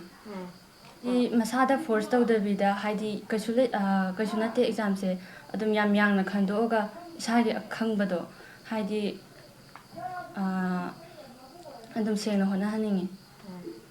ꯕꯥꯗꯤ ꯑꯗꯨꯝ ꯊꯕꯛ ꯆꯠꯈꯤ ꯑꯗꯨꯒ ꯍꯥꯏꯗꯤ ꯑꯩꯒꯤ ꯂꯥꯏꯔꯤꯛꯀꯤ ꯑꯣꯏꯕ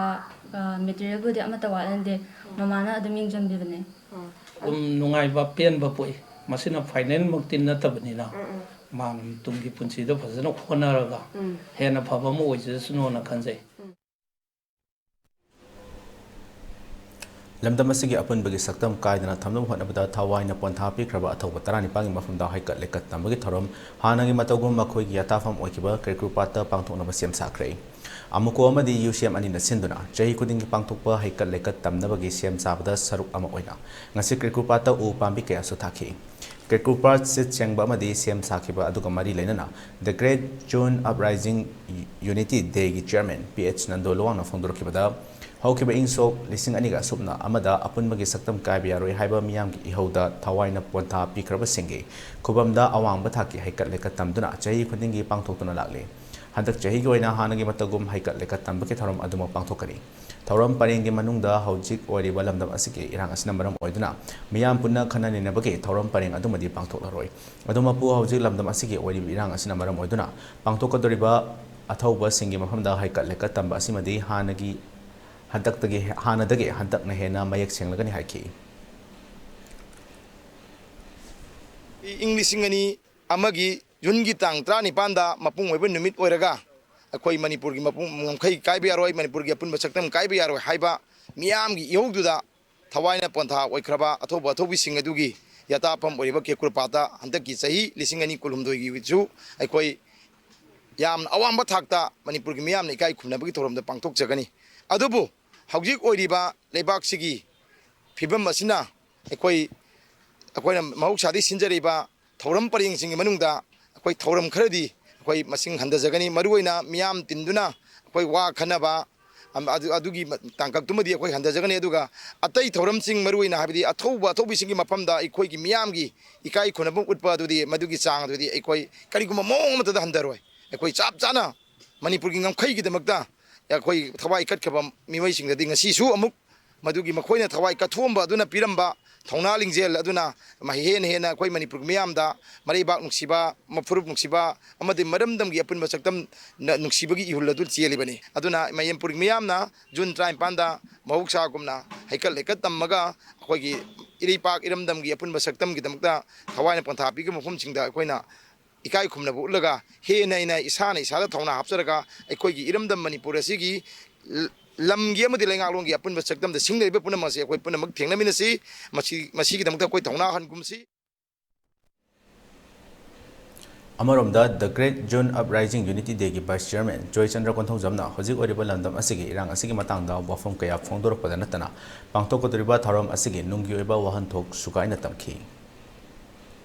apun bagi saktam kai bi yaro haibani Manipur gi people gi interest sok bi yaro haibani Manipur gi lenga ani chon bi yaro haibani kari gumba masigi wangmada India government na Manipur gi people gi interest sok bi wangmada tawra agadi 18 June ani suba 18 June ama sem sagani che miyam da longthok chari Manipur da coffee plantation tawgi yadraga Manipur da drug ki oiba factory hange yadraga makhoi gi oiba wakal loksingdo makoina pamido phangdra kanda aikoi mi hatkani yummai thagani haiba adugumlaba wakalon asidi malengi mafam kudimakta chanadaba adugumla wakaloni maram aduna ngasigi adugumlaba in akogi sin kuki Myanmar changiba kuki militant sing na tawriba thabak sing ase ngasigi home minister woriba India gi prime minister woibana masi munna khanta biraga adugumlaba hairiba terrorist sing ase maru phangna muthat pa habje tangai phade masi tawdri phawdi aikoi lebakta irang nemthaba leiroi maram aduna irang nemthan ge haragadi hairiba ngasigi India government na athu matamda action tackle lokhat piraga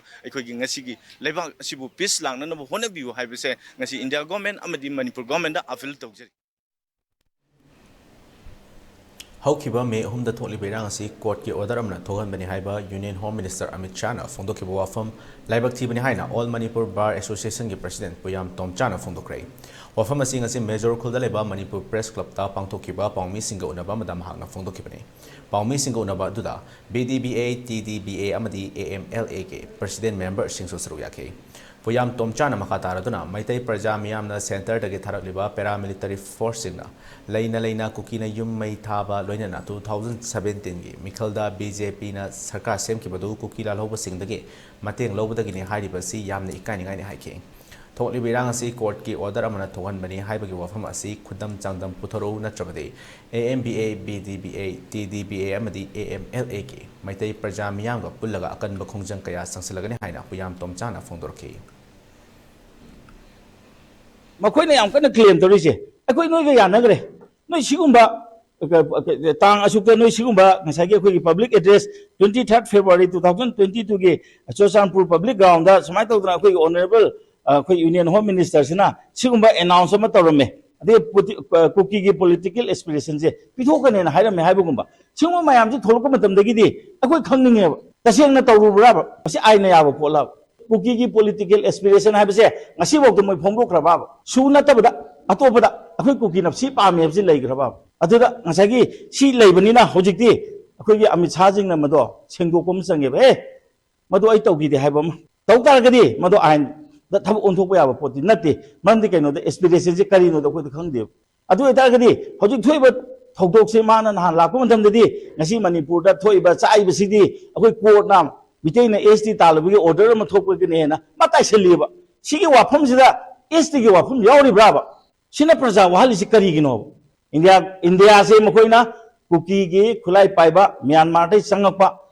Su de Lariba, Kulai Paiba, Mayamzina, India, Gomez of the blackmail Taure, the blackmail Tauriba Poche, Masimakatana, Zatarani. Hajimoki Facebook poster, Tolopayore, I could the BJP gets money and I give it. Remember BJP ga yana base mukhoine piba ngamdra ga akoi ju thokpam tawrna hagale yam samna ga moi hoji lan hogna habne ba asigmo wahi se akoi gi marak sida hayen bigino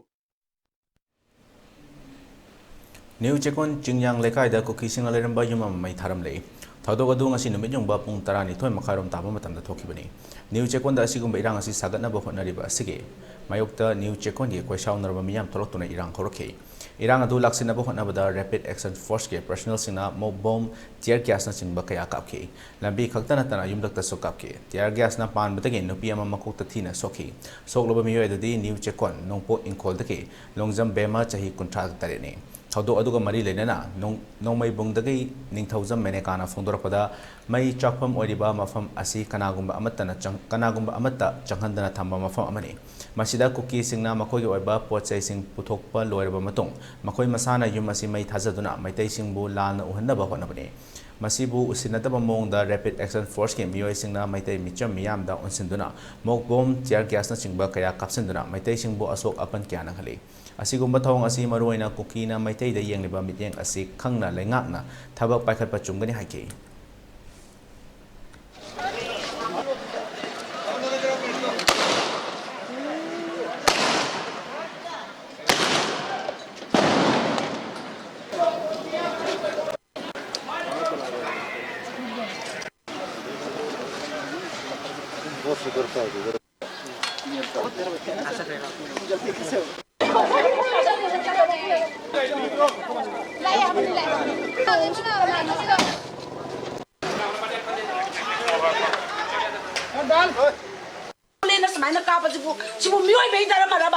aduna repeat boss ya tuna don go mai tai hai ba kangluk sida kuki sina yengi ba mien si su Manipur government na masi khangna thabak to bi kada bane ngasi soi ni naw si su labar bule na palaga so pani akoi na tawu ba su nate bakoi na thaja ba yum ni adu akoi praja da taction bane mase amwana thon bi da na ba ina press ki thong da haijari Hojik oiriba kangluk ki irang asina singi district singda achauba awaba ama oinare loinana kumgi nongsu marang kaina tadabana lomi sing kokta khudamnare nonde district ke manungchan leiba none khopum nungba amadi hauchong dasu ising marang kaina leitabana maram oiraga tampaklo uba ya daba khakta natana chingi pamlo fauba mahi marong mapung fana lopangam loitori none district ta tampaklo unaba turial dage water pump season aduna lahon hunba honakre adubu kumgi nong marang kaina chudabana awaba ma oire Manipur kangluk ani gi marakta ungkhatnabana maram oiraga chanaba cheng amadi atai poche gi mamal tangkhalakpana parja miyam wanare Manipur internet thingjin kibas nasu maram oiraga paisa transaction tawada awaba moire green zone oriba none amadi tamenglongtadi internet service pbio haina parja miyam na wakatlabasu kanaba phangtri amaromda internet ki mateng lautuna thabak tawriba kaya amadi mahiroi mayamna dc office amadi atai internet phangba mafam thibada awaba moire Nomagi hajira tanduna hingliba sinmi kaya paisa tanfam fanglakta amadi poche gi mamal tangkhalakpana imung manung puba amadi mateng pangwada awaba moire NHIDCL na paikatliba National Highway 37 pakthok chokthok page thabak singsu chang naina sudaba amadi semba loidriba lambida mal puba gari sing toina chatpataki lambi gi fibam su thina soksale kanglok ki irang asina maram oiraga parja miyamda achauba awaba mo ehle mairoi singi future manghale none district fauna cheliba pochai puba gari mayam chang naina cheli asok apan leitana escort service chang na cheli atubu pochai gi mamaldi kham thengna wangkhat khrei petrol black ta lupa chama kuntra cheng half bag ta lupa lising amaga chatret lising amaga chanipan nomagi changdaba yadraba pochai singi mamal ka hen hingale irang asigi tanja lauraga pochai gi mamal tangkhaliba asisu mari leinaba singla yengsen binaba lamdam asigi miyamna lengakta pukni chingsilakle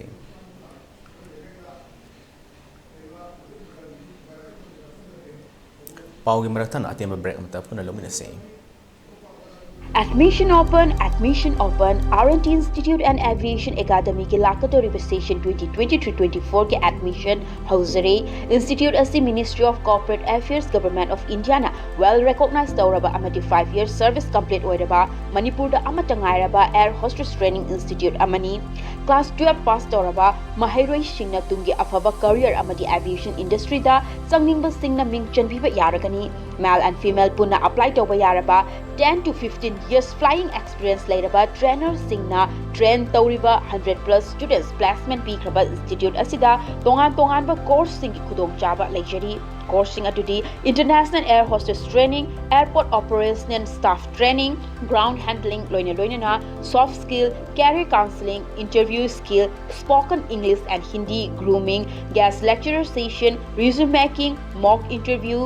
service classes first aid interview preparation zumba class swimming class amati airport visits institute asiki staff single loinana placement assistance ki damag imphal amati atopa state sing da su khudong chaba pizari khudong chaba sing asiki damag 12 standard loiraba students singna institute asida lakpituna akupa marol tanabiu amati online inquiry ki damag contact number asida call tawbituna tanabiu 7005970470 natraga 8132092225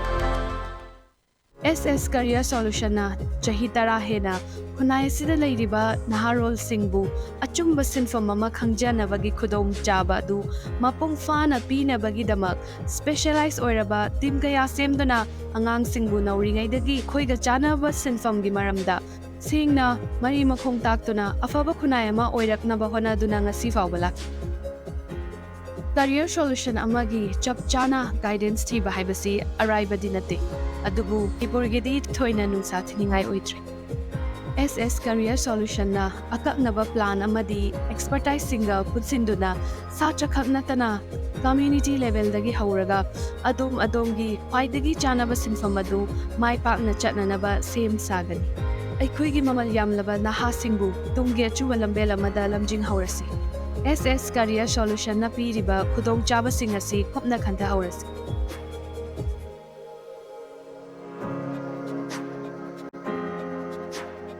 Admission open Central Academy Khabam Sumraithong Manipur leiba CBSE da affiliate toba khwaidagi phaba school singi manungda ama oiriba Central Academy Khabam Sumraithong Mantripurki Kumsi Sahigi Class 9 gi akaknaba sit khara amasung Class 11 Science Arts ani asigi ming chanba hojare School asi yamna mayon chumna fagalakliba National Thaki award kaya puthokliba makal makha kaya gi state and national level competition da gold medalist amadi prize winner puthokliba school ni leiba ki awabada saruk yaba oina Class 9 gi de admission fee amasung tuition fee lodana lemna ming chanjagani Class 11 gi oina AISSE 2023 amadi ISSLCE 2023 da 90 PC amasung masigi mathak phangba angang singi damak admission tuition fee lodabatan natana textbook su lemna pizagani smart class ka loinana angang singna lairik pagadaba matamda tuition chatpagi hainabi thadok hananaba strict oina class tawgani khangdriba fawba takpigani leibaki irangi awaba nangliba singidi aikhoina ngamjaba thakta mateng pangjagani Class 11 gi admission fee lupalising manga loinana prospectus lupachani punna lupalising manga chani khaktani akopamorol gi damak school gi office ta tanabiu Imphal East District ki oina Higher Secondary Examination 2023 da percentage masing khwaidagi wangna First Division da pass tawba Royal Academy of Science Wangkhayamadi Kongbagi Class 11 Science 2023-24 da tamnaba admission process hauzare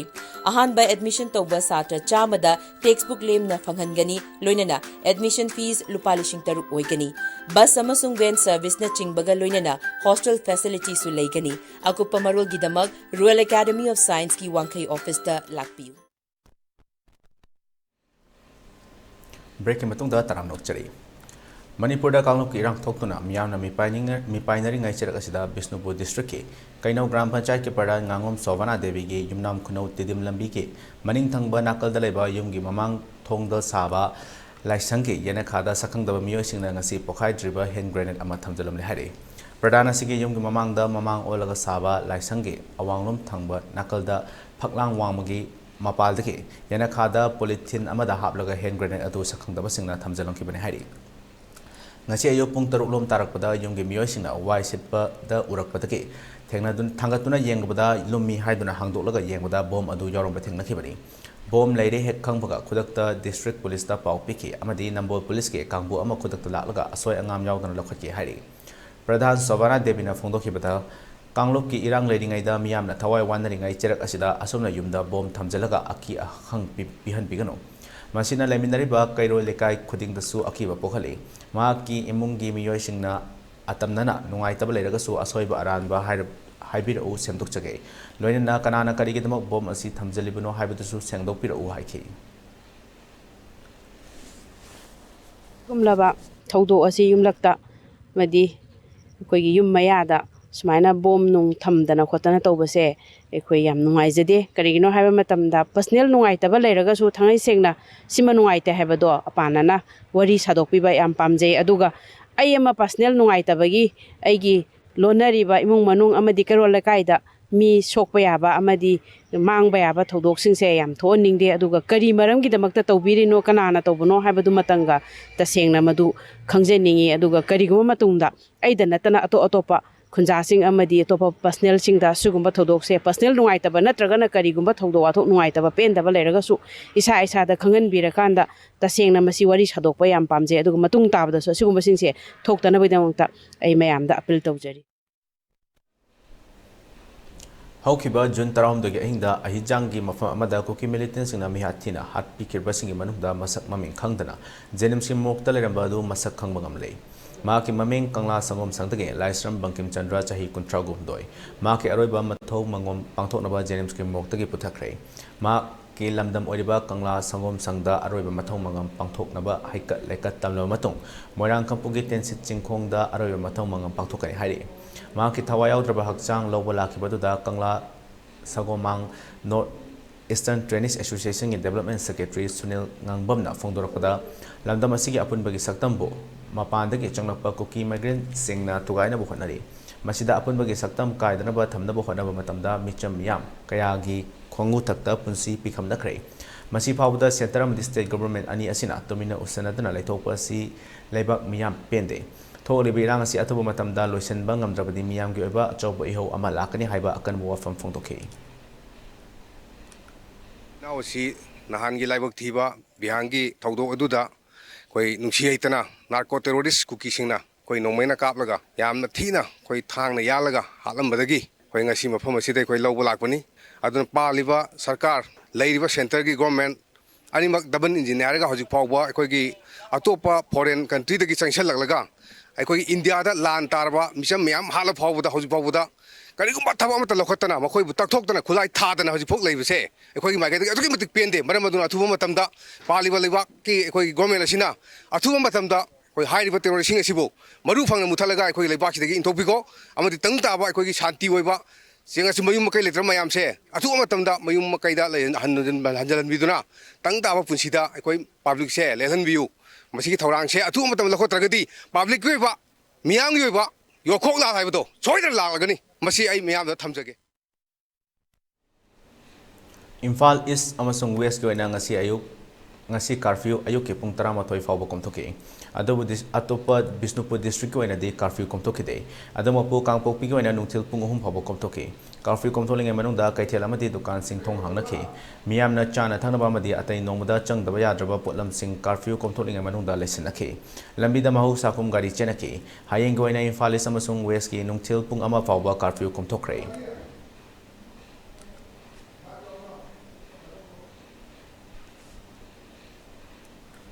Tampakta leriba kendra taruk Thangmoiban Uripok Wangkai Singzamai Yaskul amadi Patsoige apun balup ama siamle haina Thangmoiban United Club ki President Pratap Lesang Themna Major Khudaleba Manipur Press Club ta Paumi Singo naba mada phungdokrai Paumi Singo naba duda kendra taruk ki club ki President Singsu Saru yakhe Pratap Lesang Themna makha taraduna haukiba me ahum dagi ngasi fawba Manipur da thokliba thohaningdaba thawdo asina maram oiraga awaba tarba maitai praja singidamak karigumba kharada oirabasu mateng pangnaba kendra taruk asina punjanjabani Khonggangda lairiba club singsu apun balup asida yawbining labasu media ki khuthangda mahakna appeal tokhi I'm a United Club Uripo apun balup dagi saluf sagolman sal singzamai ekmi wangkai amasung ya school punba club PUC pasoi hairiba lup taruk haitare kendra taruki hairiba pase punjal kanda aikoina Manipur hojik thoiba land gi matogum tholaiba sida aikoina kari tawdage amsung koi punjal kanda akoi tampakta leiriba mayam je punjal kanda akoi thengnanaba aikoina pangbyaba mateng do kaino habdo koi lauragani amasung makha taba akoi gi luf atopa beligi area da yawi ningbasing akoi si punjan basida akoi punjan kadabasing chu akoi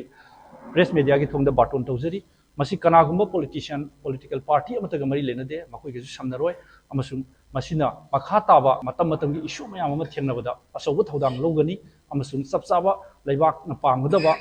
aduga tampaki lamda leiriba mayamna Manipur apunbagi saktam sagatpada pambasing adu aikoina yarimakai prajagi apamboromda satkani haiba wapundu ai thamjai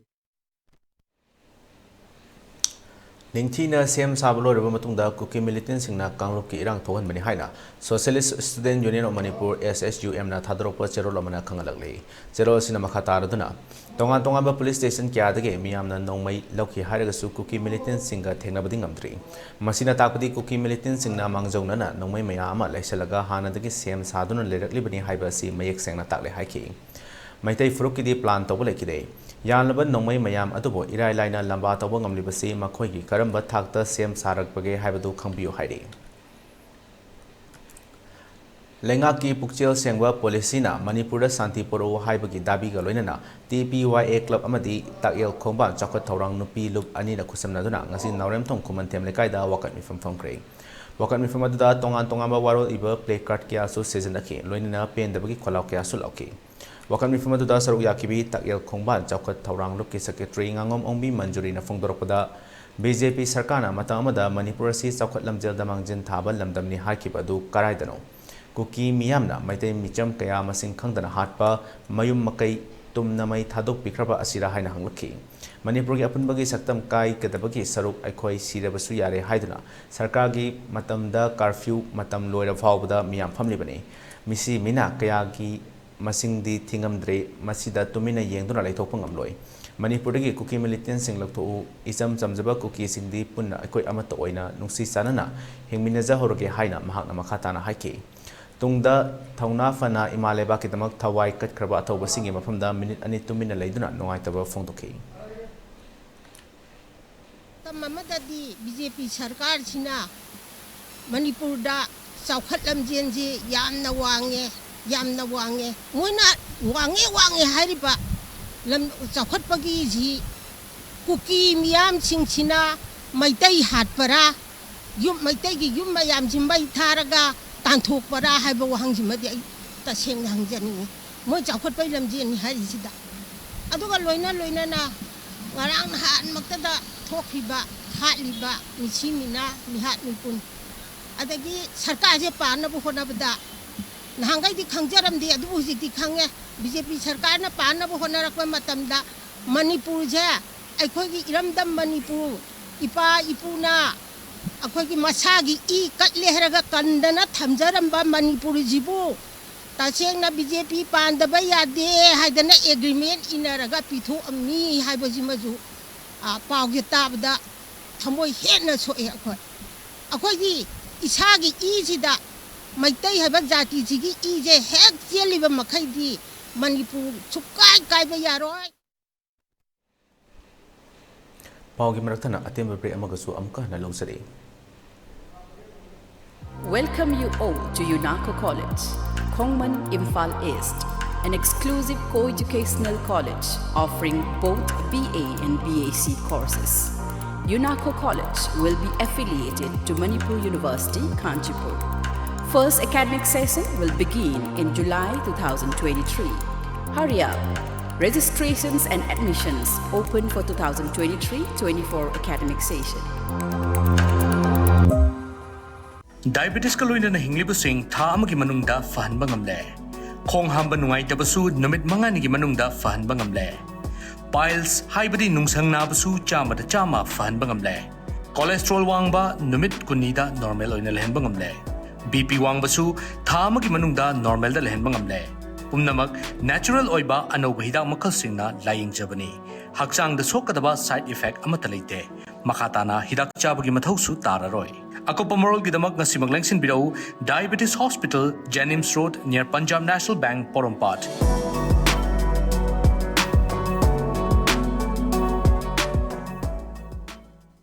Admission open. Manipur ki mapanda satrabasu yaraba best quality education ga loinana Saraswati Institute of Management and Paramedical Science Pangai. Manipur University da affiliated tauba Indian Nursing Council amadi Pharmacy Council of India na recognize tauraba college asida chaliba academic session asigi akagnaba sit masingi admission hauzare. Coursing adudi BSc Nursing, Diploma in Pharmacy, Bachelor of Pharmacy, BSc Forensic Science, BSc Radiology and Imaging Technology, BSc RIT, BSc Medical Laboratory Technology, BSc MLT, amadi BSc Operation Theatre Technology Operation, BSc OTT, hariba coursing asigi scholarship ki kudong saba su pangbigani, amadi meritorious students singi oiba tongan ba kudong saba mayam amalegani. Akopa morog dama 9856575163. College address Pangai opposite MPTC da lengbiratuna ngasimak kudong saba silowiu.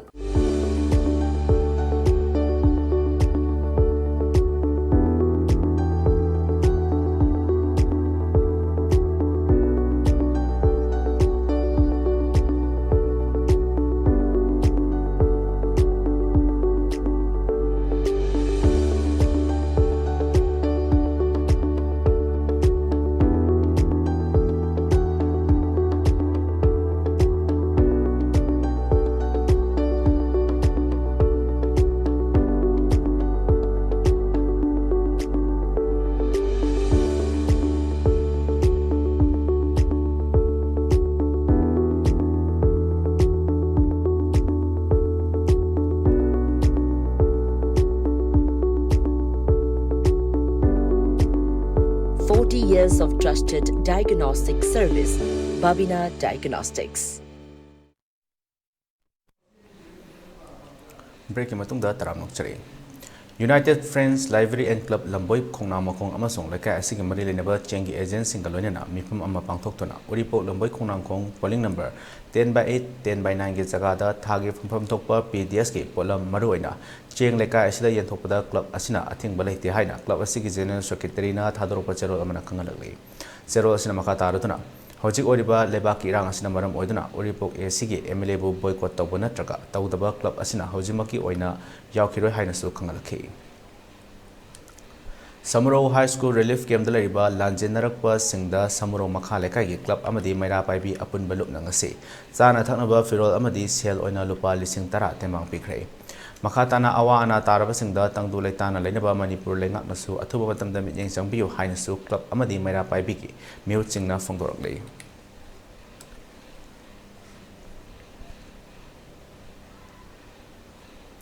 Chingkong Chingya Dalariba Maite Kul Kudimakta Matik Chabi State Force Tamduna Tung Koina Cheksin Angak Sengadabani Haina South Asia Cultural Organization SEAC Ona Thadoropa Zerol Amana Kangalakli Zerol Asina Makata Aratuna Hojik Lariba Irang Sinamthan Ge Haragadi Churasa Pramadi Atai District Sing the Hangliba Kuki Lal Hobaki Designated Game Taramari the Meeting Sangpio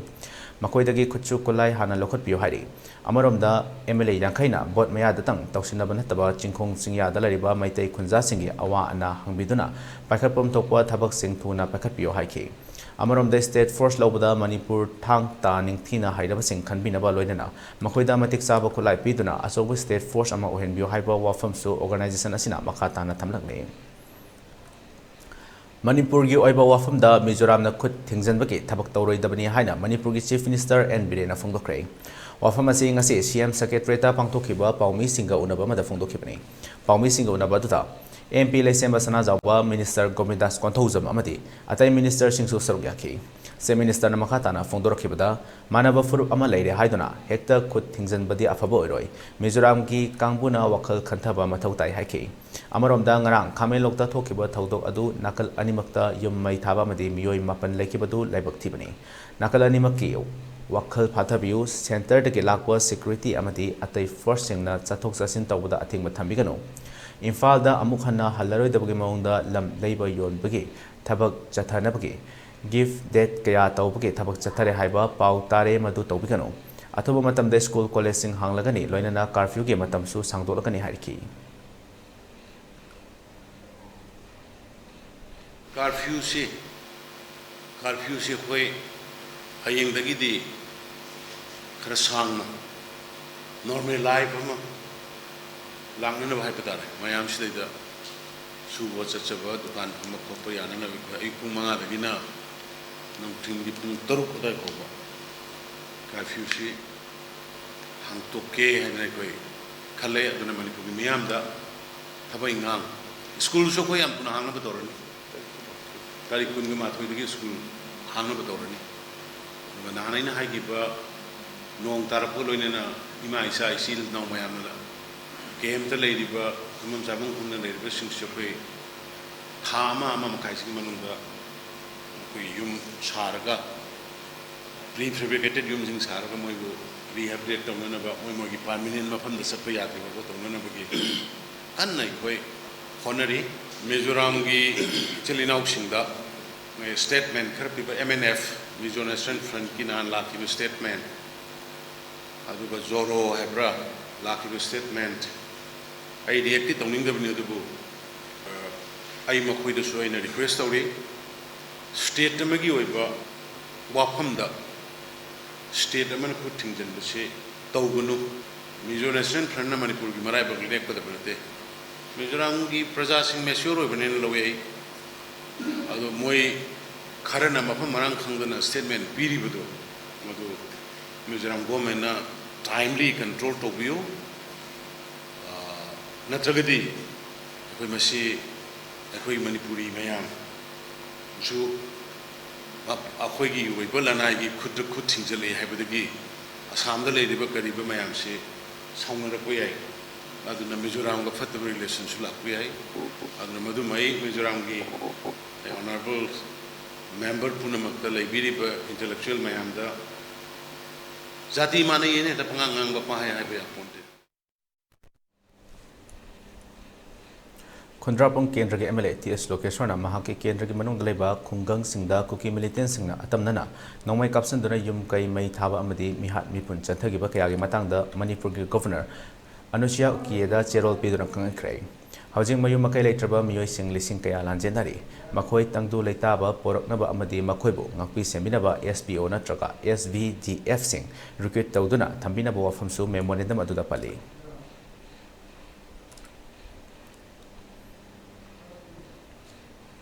Manipur da thokli ba irang asigi matangda achumba paudam yauba memorandum ama ngarang numidang athengbada Republican Party of India Athawaligi National Secretary Mayaswar Thaunajamna External Affairs Minister V Mularidanda hakthengna unaduna pisankhre Manipurda hoji tholi beirang asigi matangda photo yauba achumba paudam ama tamlaba matung pangthokpa paugi mafam amada Maheswar Thaunajamna hai Manipurda hoji tholi beirang asi manung amadi mapan da wari ani thokna miyamna thamli Masi koknaba mapandagi changsilakpa kuki militant chatharakpa thongni haiba chapchaba photo proof yauba memorandum ama External Affairs Minister masa unaduna pikibani memorandum pisanba aduda External Affairs Minister gi maikaidagisu Home Minister unaduna asengba paudam tamgani haibagi thajaba piri haiki amaromda Manipurda tholiba irang asi achamba irang ate irang asina Manipur khaktana tana India pumba sohalapa yai maram asina Union Minister sing amadi MP sing unaduna Achauba national issue ama oriba asi mayek sengna khanghanaba makhatana hotnagani haina mahakna makhatana haiki Actually, something is going on. Some very big conspiracy is going on within Manipur. Inside, another story is going on. Outside, another story is going on. It is every time saying in the national media or any Northeast media that clash between the two communities. But actually, on the ground reality, it is not the clash between the two communities. Actually, this is the clash between the Meitei civilians and Kuki militants who came from the outside. And the main thing is that there is an agreement. There is the one agreement is called the SU agreement, suspension of operation. There is an agreement between the militants group with the central government and state government. It is tri-party agreement. And by taking advantage of that agreement, militants who is non-SU foreigners, they came from the outside and they helped in the SU militants to kill the normal civilians. So yesterday, regarding this sector, it's not only related to the Home Department, it is related to Defense Ministry as well as the External Ministry of External Affairs. For that only, we met the Ministry of External Affairs, Mr. Muli Dharanji, regarding current scenario. We have given the photographs, evidence. Handak chatharakliba kuki militant singna landam asida ingna chingna leijariba maitei amadi landam asida nungsi chanana himinariba furukyagi mathakta chatharakliba thong asibu yaningdo phangdoklotuna mayang infagi manung chana leba chirai mayai lekai community hall da wakat mifam ama famkhre wakat mifam aduda apunba chirai chakhat thorang lup maira paibi amadi chirai club ka khusabnaduna lamdam adomda leriba mayang infal chirai awang lekai da leiba maitei pangal amadi mayang infal chirai mayai lekai da leiba ima event sing yauna chirai mayai lekai da leiba community hall da wakat mifam adu jatakibani ngasi ge wakat mifam adu da Manipurda lenga ani lebi aroi kuki militant singda thamliba su athuba matamda loktokadabani Manipurda NRC khundakta chana hangadabani amadi Manipurda ge Assam Rifles loktokadabani haiba play card ching paike ngasi ge wakpan mifam adu da saru yakibi maira paibi ge member erengbam sumatina phongdorakpada thama hena faraklaba irang asida Manipur lenga amati central government na ngasi fawba waroisin porokpa ngamdaba haibasi Manipur lenga ki laibak thibani Hauzik landam asida oriba tangdo leita daba punsi asida santi pamlabadi Manipur deke kuki militant singa taunariba su khudakta lauthokadabani Manipurda atuba matamda NRC chanahalo nakan animaktagi michangda leplaga nakal amatagi michangda leplaga laiba Assam Rifles khudaktagi Manipur lamaidagi lauthokadabani lauthoklaba matamda lamdam asi ing tappa porakpa ngamgani yatum matonda pakpa lam machet ama tapi biharoi chin kuki narco terrorist singna handak chatharakliba thaung asi lamdam asida sahi lising kaya puwari leklaba singi mathakta singnabani amadi lamdam asigi naha oiriba sing mama lebaki damak thawai thakraba singbu ikai khonbu utpagolenana makoibu ingna chikna laramlenda leirasanu haiba wafung kaya su phongtorki ki milite singda leiba su khutakta lokthok piu Mama oibi singna masagi damakta thawai phawba kathokpa ngammi aikoi Manipur sarkar da chatliba thawong asi yaningde India sarkar na hoji phawba tumina leithokliba karigino mama oibi aikoi gi thamoi da mai gi chingpu duna leire aikoi di nong manatraga nong madi mai gi chingpo khaira icha kanya magi macha kai koi ware aikoi ware mikap mira ko na pik thale aikoi bu shanti thambiro aikoi yamna ware icha singi khanbada aikoi gi damakta Manipur sarkar na India sarkar na miyeng changsin biduna mayam puna maki thawai amuktadi kanbiu haiduna aina mayam da khoiramje Maitai Pukailup Athau Baningsing Loop Assam Kasarna RIF PCO Manipur ga punna kusam naraga ngasi Manipur gi tongan tongan mafam da hangliba relief camp singda chana thaknaba madi sel gi temang pikre ngasi temang pikhiba mafam singa dudi Ideal Girls College Akampat Kangla Tombi Mantribam Bazar Kanto Leimakhong Senjam Chirang Fayeng Kunchau Singda Kadangban Ribs Help Unit Team amadi Rims da layang duna leiriba numit tare ni ising thaklaga hanglakiba Raskumar ni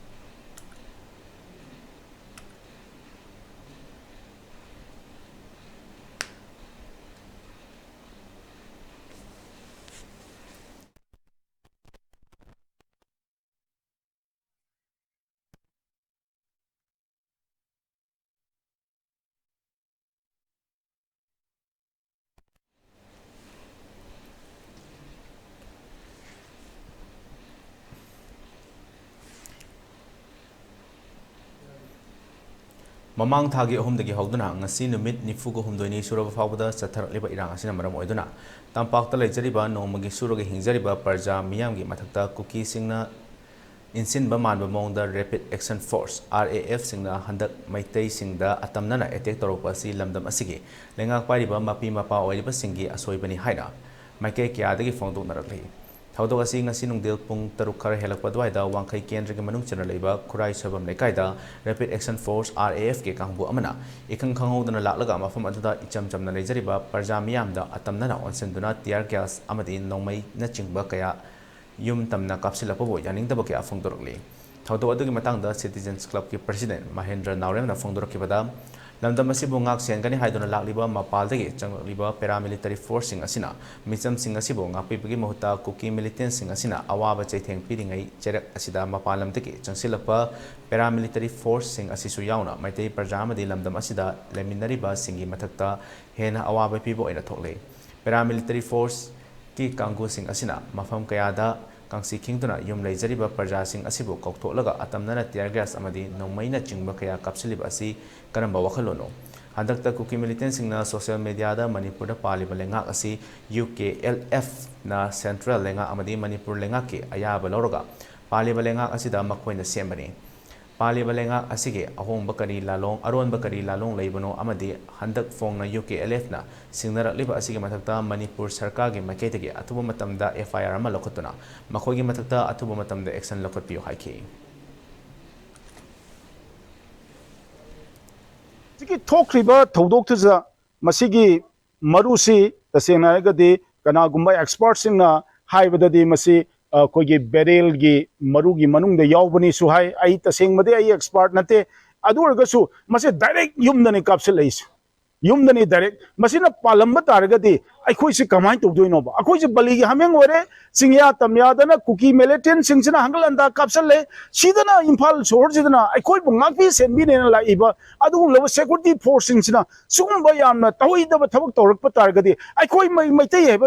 khunai se malem sidagi mudna na ba khonara abra haib se chingada bangamde ELITETV News Channel sigi oina miyamna email ko thangda ipau thabirapa matamda email address info@elitetv.in da thabirakna bakhanganjari masida sunatana ELITETV da ipau phone oina phone number 9402890982 da ipau phabirakna bakhanganjari miyamna su ELITETV ki YouTube channel Facebook page Instagram amadi Twitter da su follow tobina bakhanganjari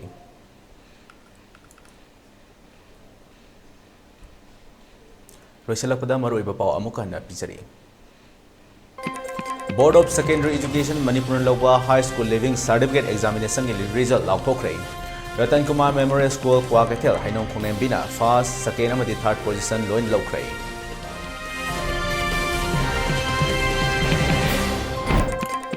June 19 gi thorom pangthoknaba sem saba hokre Manipur gi ngamkhai machet ama fawba kaiba yaroi phongdokre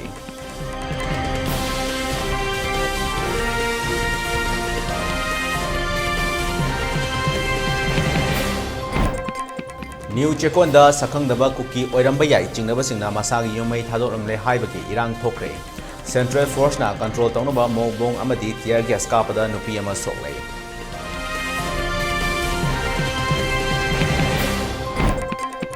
Amadi Imphal West amasung East da Law and Order da ahong bakhara lapadagi District ani asida curfew gi matam hayeng nungthil pung ama fawba sangdokre